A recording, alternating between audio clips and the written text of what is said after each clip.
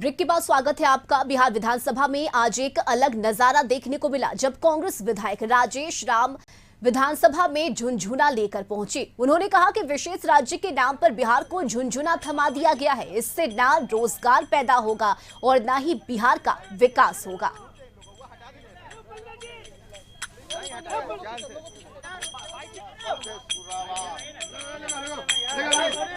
ठीक है लोगों वो हटा दीजिए ना।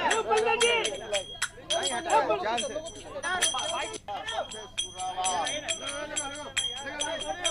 ठीक है लोगों वो हटा दीजिए ना।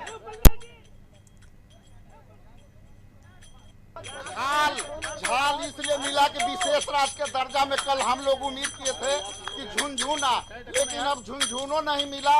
हम लोग को जो है एक्सप्रेसवे मिला है, न रोजगार का में अवसर है उसमें, न हमारा जो है कर्ज माफी का अवसर है। अब हम लोग 5 बरस केंद्र सरकार हम लोग से झाल बजवाएगी, बिहार सरकार से झाल बजवाएगी और झाल बजाते रहेंगे। तो आरक्षण के मुद्दे पर विपक्ष के हमले का जेडीयू प्रवक्ता नीरज कुमार ने भी पलटवार किया है और क्या कुछ कहा है, सुनिए।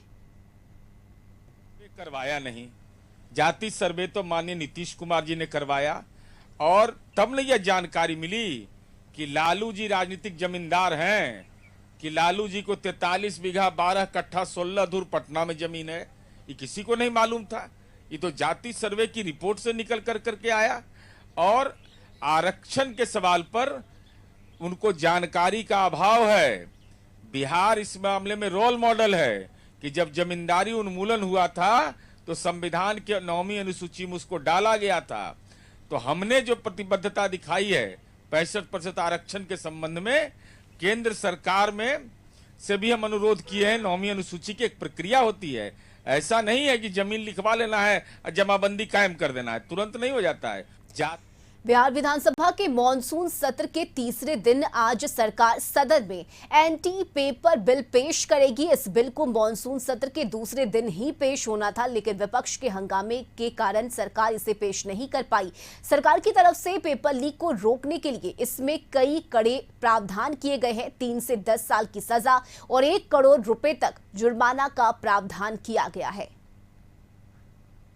प्रतियोगिता के परीक्षा में अगर कहीं भी कुछ गड़बड़ी होती है तो वो दुर्भाग्यपूर्ण है।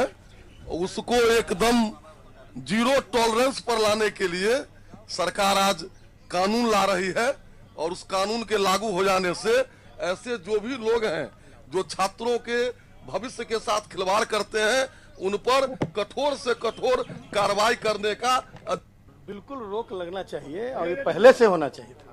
ये बहुत देर से ये, लेकिन सबसे बड़ी बात है नीयत की। सिस्टम में पिलफरेज क्यों छूट जाता है? नियम तो बहुत सारे बने हुए हैं और उसके बावजूद अपराध पर अपराध हुआ चला जा रहा है। ये किसी से छुपी हुई बात थी कि लंबे समय से ये गोरख धंधा चल रहा था और फिर भी सरकार यदि मतलब इस पर सीरियस है तो एग्जीक्यूशन और उस लेवल पर ज्यादा सीरियस होने की जरूरत है। कानून तो बहुत बने हुए हैं, कानून की कमी थोड़े है और आ रही है तो हम लोग मतलब देख रहे हैं। उसके बाद उसको हम देखेंगे, उसका क्या है उस पर बिल्कुल रोक लगना चाहिए।